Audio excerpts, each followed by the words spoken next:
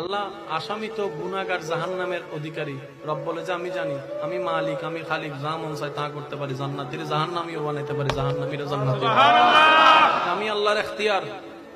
আমি আমার বান্দার সমস্ত কর্ম জিজ্ঞেস করেছি, সে মিথ্যা না বলে স্বীকার করে নিজের দোষ স্বীকার করে নিয়েছে।